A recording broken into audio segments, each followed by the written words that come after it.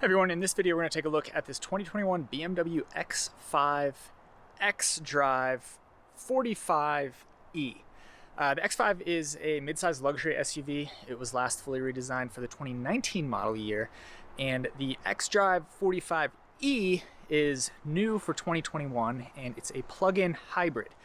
So this uses a 24 kilowatt hour battery that, when fully charged, offers up to 31 miles of electric range.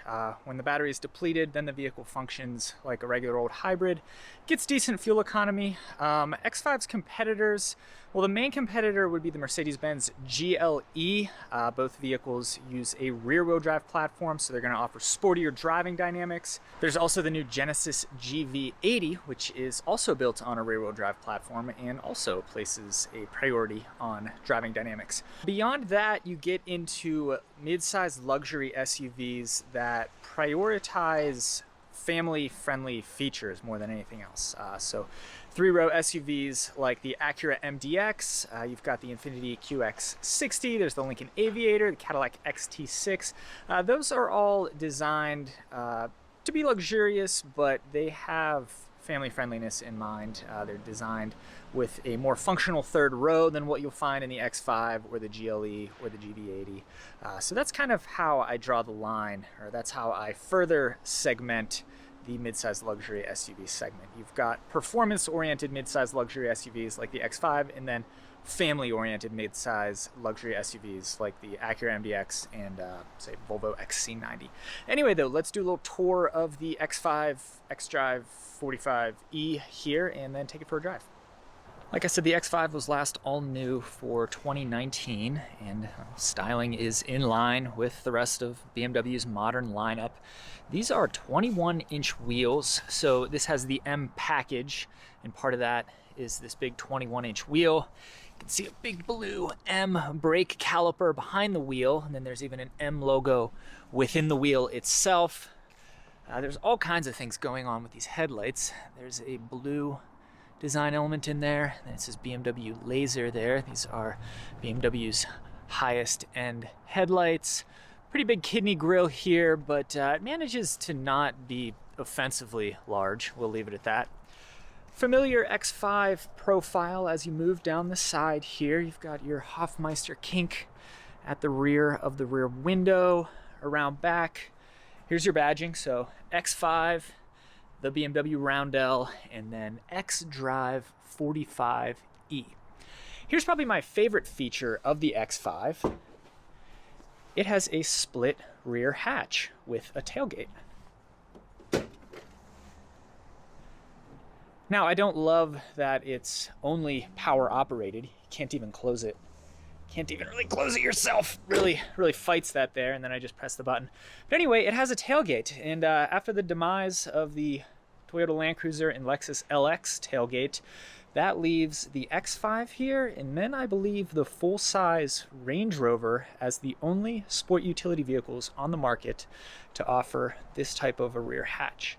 In this case, it's not as functional as it is on something like a Land Cruiser, but still, you get a place to sit. And, well, I guess it makes sliding items in and out a little bit easier. As for the cargo area itself, kind of tight, mid-size levels of space, but it's pretty narrow in here. This is something that you'll find in a lot of German sport utility vehicles, German luxury sport utility vehicles at least. There is a nice cargo cover.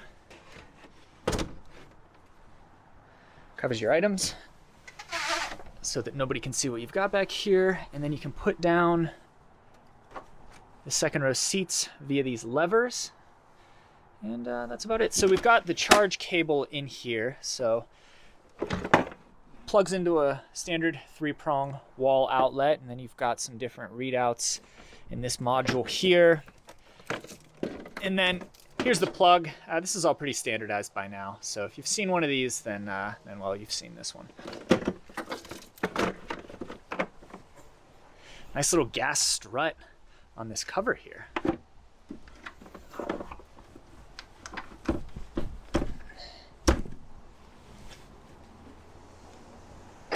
One other thing, this car has adjustable suspension, and if you press this button, the rear will lower to make it even easier to get things in and out. Looks like it's raising there.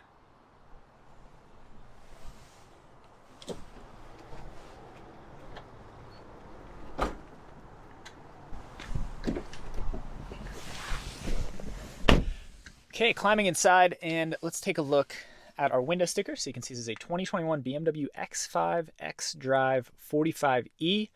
As equipped, it comes in at just under $82,000. Fuel economy, when that 24 kilowatt hour battery is charged, is rated by the EPA at 50 mpge. Once the battery's been depleted and you're running on gas, it's rated at 20 mpg combined city and highway. This one is pretty well equipped. So it's got that BMW M package with the 21-inch wheels. It's got air suspension. It's got the Harman Kardon audio system. It's got a big panoramic sunroof. One other thing worth mentioning is the X5 is built in the United States. It's built in Spartanburg, South Carolina. As far as powertrain goes, under the hood is a 3-liter turbocharged inline 6 that's paired with that hybrid system that makes for a total of, I've got the X5's Wikipedia page pulled up here, and the xDrive 45e is rated for a combined 389 horsepower and 443 pounds-feet of torque. 0 to 60 is rated at 5.6 seconds. I like to use the Wikipedia page to get an idea of the hierarchy and get context for different vehicles. So here on the page for the current generation X5, that's the G05 generation X5, you can see all the different powertrains that are offered. The base model, which isn't actually sold in the US, is the xDrive 30i. Here in the US, things start off with the 40i, that's rated at 335 or 329 horsepower, depending on the model year. Then you've got the 45e, then there's the 50i, which was discontinued for the United States for this year, I believe. That's powered by a 4.4-liter V8. Here in the US, we get the X5 M50i, which is a slightly higher performance and higher margin alternative to the 50i. That makes 523 horsepower. And then at the top of the lineup are the M models. You've got the M, which makes 591 horsepower, and then the M Competition, which makes 617 horsepower. Anyway, let's turn this one on.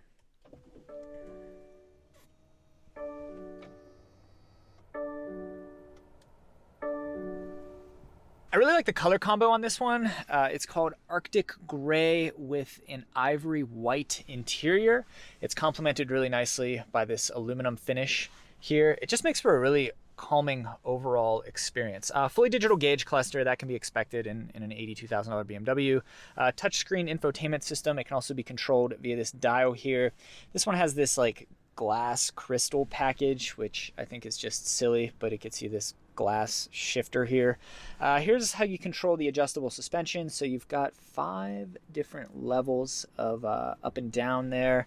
Drive modes are sport, hybrid, electric, and adaptive. Here you've got some controls for different hybrid systems, park sensors, and stability control on and off. Here's the steering wheel. The design's okay. It's kind of a stark matte finish all over here. It's leather here, leather wrapped.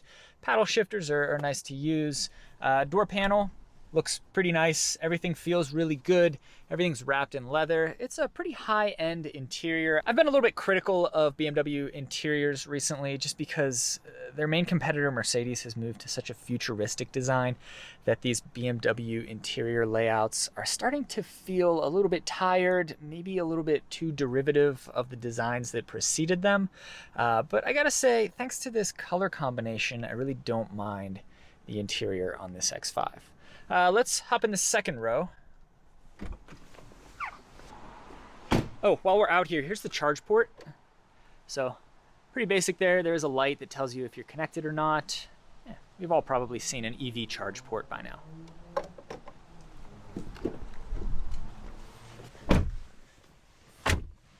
So climbing into the second row of the X5, and it's honestly a little bit tight back here. I do have enough knee room and enough leg room, and it's comfortable, and it's a nice place to be. There just isn't as much space as you might like. Things back here, there is a sunshade for your rear occupants. That's great if you have kids one-touch power up and down for the windows. That's a given on a BMW, or at least I think it should be. Here you've got a port for a tablet mount, and then there's a USB-C port here. One thing to mention, this car uses USB-C throughout, which I really like. So you could plug an iPad holder in here and then plug the device into the seat back. That's really nice. Everything can be contained in this area and you don't have to have wires everywhere. On the back of the center console, you've got some independent HVAC controls and then heated seats. Up above, like I mentioned, rather large panoramic sunroof, some overhead lighting,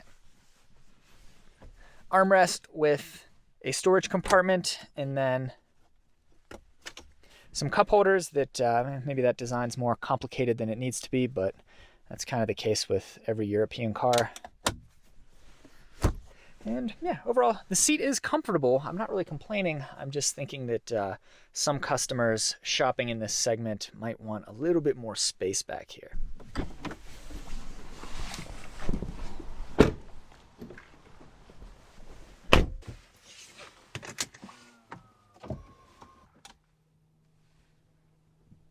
Yeah, the car is on. I did a little bit of driving after taking this off the charger, and we are down to 23 miles of electric range. So right now we're just traveling under electric power.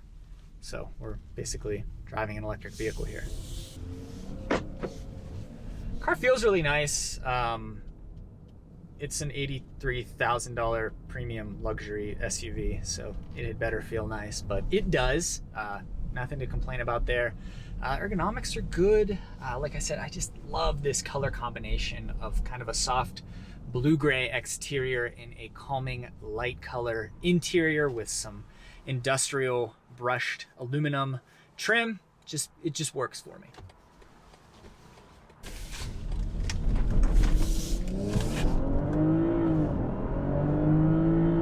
There's 50 miles per hour. You could hear the gas engine kicked on there, and it'll do that anytime you demand it, anytime you demand the extra power. 0 to 60 is rated at 5.6 seconds, so it's not blistering fast. I actually expected it to be a little bit faster than that. 389 horsepower, 441 pounds-feet of torque, so that's pretty good. Overall, the driving dynamics of this, it's not a performance trim. It is a hybrid, so if you're buying this, you are already demanding the performance that you get from your average premium luxury SUV. And then in getting the hybrid, you're saying, yeah, I want that, but I also want good fuel economy in general and 30 miles of electric only range. So I think this car probably makes a lot of sense for anybody who generally does less than 30 miles of driving in a day, or if you're using it for a commute, if you're able to charge at your office during the middle of the day. Then if your one-way commute was under 30 miles, you could still realistically drive this vehicle exclusively under electric power, which makes it pretty appealing. There's this argument among car journalists that I kind of agree with, that these EVs that offer 200, 300, 400 miles of range, it's kind of unnecessary. You really only need that kind of range for a big road trip. Like I just laid out, 30 miles of range is probably sufficient for a lot of different trips and different scenarios. Here's our speed bump. That was at 23 miles per hour. You heard that power cord bouncing around in the cargo area, but as far as the vehicle itself goes, I really didn't feel any rattling. Again, $83,000 premium luxury SUV. You better not hear any rattling. Here's the big speed bump. That was at 28 miles per hour, and I'm pretty sure, once again, all we heard was that power cord rattling around. But the car felt planted.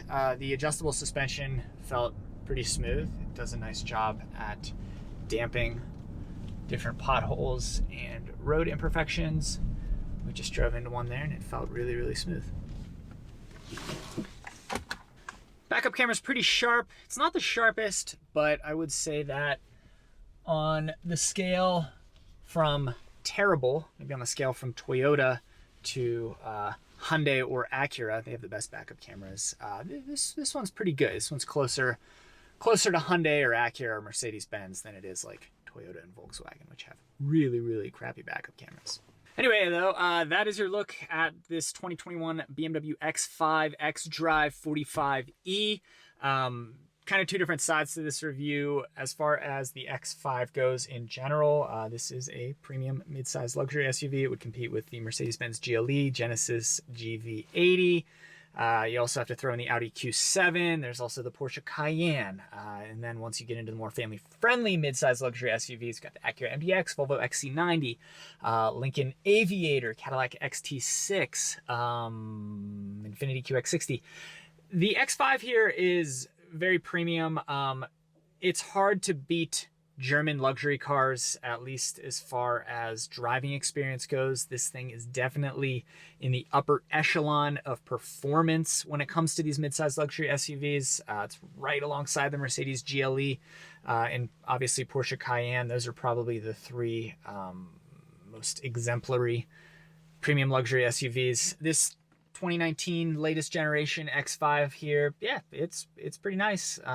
This is now the 4th generation of the X5, and BMW's obviously been refining the formula over the years, and what we're left with here today is certainly one of the most compelling vehicles in this segment. As far as the plug-in hybrid component goes, like I said, if you're efficiency minded, if your daily driving doesn't often go over 30 miles, or if your one-way commute is 30 miles or less, and if you can charge at your office, say, in the middle of the day, the 45e here is going to be pretty compelling because you could theoretically use just battery going to and from work or during your daily errands. So that certainly makes this compelling. You sacrifice a little bit of performance, but considering that the X5 already offers really, really good performance regardless of powertrain, you know, it's not like you're driving a Prius if you were to go for the 45e.